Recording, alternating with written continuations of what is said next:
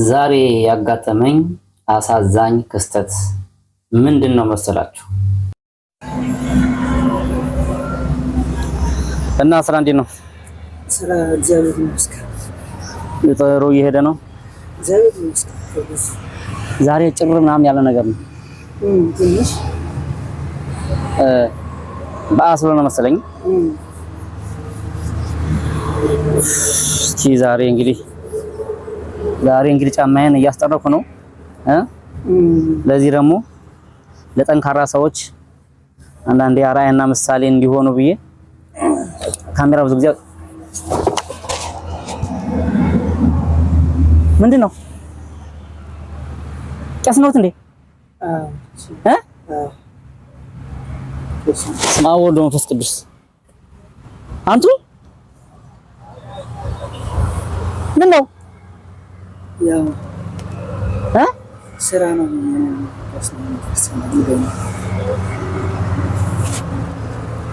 በፍጹም አላደርገውም እንዴ አባቴ። ይነሱ አይ ይነሱ።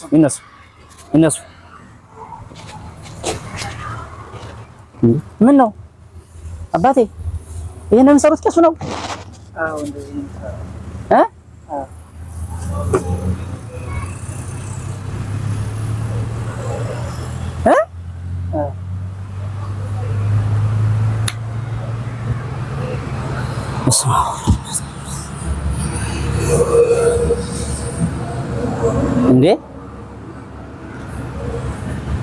እንዴት ቄስ ነው? እንዴት ይሄን ይሰራሉ? እንግዲህ ያው በደረሰብኝ ችግር ልጆችን ችግር ለማዳን ከረሃብ ለማዳን ይቅርታ፣ አንዴ ካሜራማን አንዴ አቁሙማ።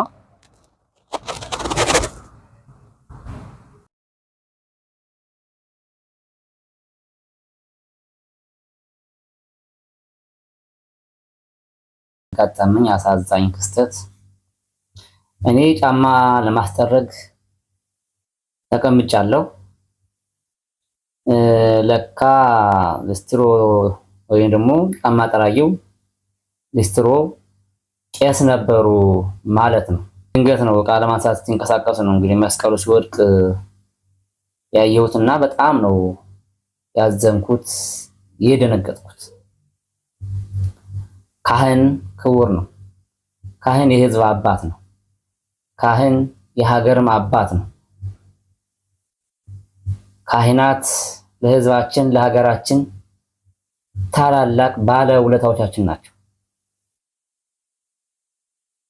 ስጋ ወደሙን ባቀበሉበት እጃቸው ዛሬ ደግሞ የኛን ጫማ ሲጠርጉ እንዴት ልብ ይሰብራል መሰላችሁ? በጣም ያሳዝናል። እኔ በጣም ክውን ያልኩት እንደዚህ ገጥሞኝም አጋጥሞኝም አያውቅም። እንዲህ አለ አሳዛኝ ክስተት። ይህን አባት ከዚህ በፊት ሚዲያ ላይ ለካ አውቃቸዋለሁ። ከዚህ ድርጊት በኋላ ያለውን ነገር ጠጋ ብዬ ስጠይቃቸው ብዙ ነገር ዝርዝር አድርገው አወሩኝና እጅግ የሚያሳዝን ክስተት እንዳጋጠማቸው በደንብ አውርተውኛል። እስኪ እናንተ ምን ተሰማችሁ? ቀድሶ የሚያቆርበው ካህን፣ የሚባርከው ካህን ትናንትና ላይ ሲቀድስ፣ ሲዘምር፣ ሲሰብክ ንሳ ልጆቹን ሲያስተምር የነበረ አባት፣ ስጋው ደግሞ ያቀበል የነበረ አባት ዛሬ ደግሞ በሊስትሮ ስራ ላይና በቀን ስራ ላይ ሆኖ ስታዩት ምን ተሰማችሁ? የሊስትሮ ስራ መጥፎ ነው እያልኩ አይደለም። ስራ ክቡር ነው። ምክንያቱም በዚህም ስራ ብዙ ሰዎች ኑሯቸውን እየመሩ ስለሆነ። ግን ለካህኑ ይመጥናል ወይ ነው? ካህኑ ሲያወሩኝ መደበኛ ስራ እንደነበራቸው አገልጋይ እንደነበሩ ከዛን ሙስና በማጋለጣቸው ከስራ እንደተባረሩ አውርተውኛል። በጣም ያሳዝናል፣ ያሳፍራል። እንግዲህ ማየት ማመን ነው። አሁን ግን ልጆች ከሚራቡ ብዬ ህፃናት እያለሁ እነሱ ከሚራቡ ብዬ አንዳንድ ቀን ስራ ሲገኝ የሸክም ስራ እሸከማለሁ። ደግሞ አንዳንድ ቀን ደግሞ ተንቀሳቃሽ ሊስትሮ እሰራለሁ አሉ። እንግዲህ እዛ ሁኜ እንዳየሁትና እንደተከታተልኩት ሸክም እንደሚሸከሙ በዚህም ኑሯቸውን እየገፉ እንደሆነ አውርተውኛል። አቤት ዘመናችን መክፋቱ በጣም ያሳዝናል። እጅግ በጣም ያሳፍራል። እስኪ እዚህ ጋር ደግሞ ምን አሉ መሰላችሁ? እስኪ ስሟቸው። ይኸውላችሁ ምስኪኑ ካህን ሊስትሮ እየጠረጉ ጫማ እየጠረጉ ዛሬ መንገድ ላይ ያገኘኋቸው እጅግ የሚያሳዝኑ አባት። ከዚህ በፊት ሚዲያ ላይ አይቻቸው ነበር ይመስለኛል። ይኸውላችሁ ሊስትሮአቸውን ይዘው የተንቀሳቀሱ ነው። ተንቀሳቃሽ ሊስትሮ ነኝ አሉኝ። እስኪ ለማንኛውም ቁጭ አድርጌ አወራቸዋለሁ። እስኪ ጋሼ ኑ እስኪ እናወራ፣ ቁጭ እናወራ። እስኪ ጠይቆት ፈልጋለሁ ምን እንዳጋጠሙት ማለት ነው። ኑ ቁጭ እናወራለን። እስኪ ጠይቆት ፈልጌ ነው። አይ ተንቀሳቃሽ ነው አይደል? የሚገርም እኮ ነው። ተንቀሳቃሽ ሊስትሮም አለ ማለት ነው። እኔ የማውቀው ተንቀሳቃሽ ሱቅ በደረቴ ነበር የማውቀው። አይ ሊስትሮም አለ ሊስትሮም አለ። እስኪ ለማንኛውም እስኪ ቁጭ ብለና ላውራዎት። እስኪ ካሜራውን አስቀምጡትና ከዚህ በፊት ሚዲያ ላይ ወጥቼ በደረሰብኝ ችግር ቢያንስ ወደ 6 ጊዜ አፈናና ግድያ ሙከራ ተደርጎብኛል። በኢትዮጵያ ሕዝብ ክርስቲያንና ምዕመናን ትብብር ነው የተረፈው። ስለዚህ አሁን ለጊዜው ተቀረጸው ነው። አይ በቃ እስኪ ለማንኛውም ቁጭ ብለን እናወራ። እስኪ ላወራው ትፈልጋለሁ። እሺ አባቴ። እንዲህ ከተግባባን በኋላ እሺ ካሉ በኋላ ስንቀመጥ ግን የነገሩኝ ነገር እጅግ በጣም የሚያሳዝንና የሚያሳፍር ነገር ነው የነገሩኝ። እሱም ምንድነው? ከዚህ በፊት ሚዲያ ላይ ወጥቼ በመናገሬ የተለያየ ዛቻ 6 ጊዜ ከአፈናና ከሞት ተርፌያለሁ። ስለዚህ በቪዲዮ ቀርቤ ማውራት አልፈልግም አለ። በቃ ይቺ እንዳወራን ከዛ በቃ ብዙ ተለያየን ማለት ነው። ቁጭ ብለን በስርዓት ላወራቸው ፈልጌ ነበር። ያለውን ነገር ምንድነው የሆነው ምናምን ልላቸው ፈልጌ ነበር።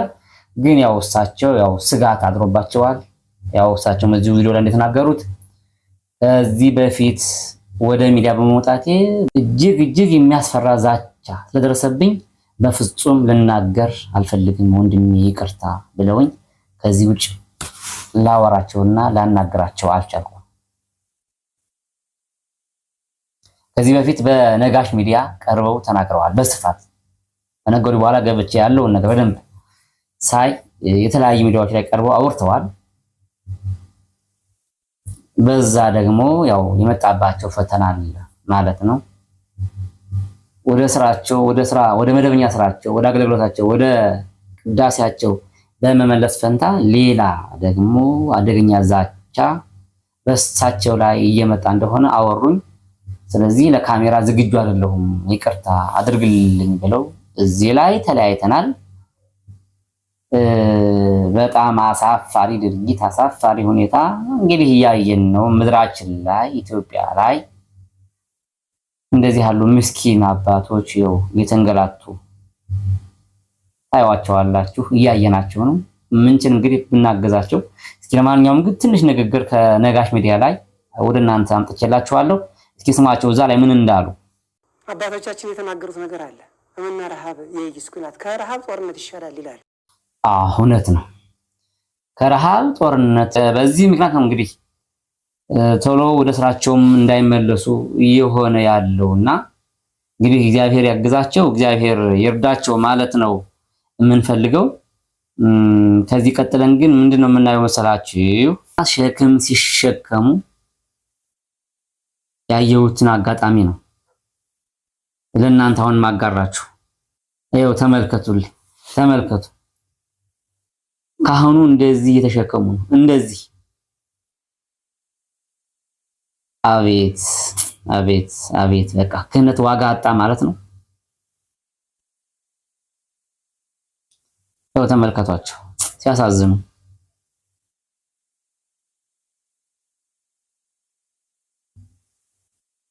እስኪ እንግዲህ ለማንኛውም ክርስቲያኖች እንደዚህ ያሉ ምስኪኖችን መርዳት በእርግጠኝነት ግንኙነታችን የሚሆነው ከእግዚአብሔር ብቻ ነው። እነዚህን በማገዛችን እነዚህን በመርዳታችን ማንም አያደንቀንም፣ ማንም አያየንም፣ ማንም የሚዲያ ሰው ትኩረት አይሰጠንም። የሚያየን አንድና አንድ ማን ነው? እግዚአብሔር ብቻ ነው። ይሄ የታወቀ ነው።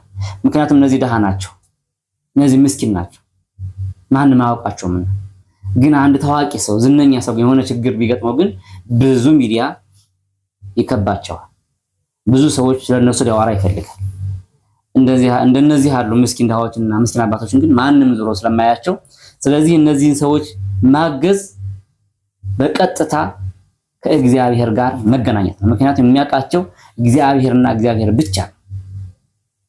ከዛ ቀጥሎ ምናልባት የምታግዛቸው ሰዎች የምትረዷቸው ሰዎች እና እግዚአብሔር ብቻ ነው ይህን ሰው ያውቃቸው የሚችለው። ከዛ ውጭ ማንም አያውቃቸውም እና እንርዳቸው። አካውንት ተቀብያቸዋለሁ። ንግድ ባንክ 1051 31 31 449 ቄስ ይሄይስ አያሌው ነው የሚባሉት። ልድገምላችሁ 1051 31 31 449 በንግድ ባንክ ማለት ነው። ሌላ እንደ አማራጭ አባይ ባንክም ሰጥተውኛል። 10 81 01 97 04 27 40 18 ይሄ አባይ ባንክ ነው። እንግዲህ በዚህ እናግዛቸው። የምትችሉ ሰዎች ማገዝ የምትችሉ ሰዎች እስኪ እርዷቸው፣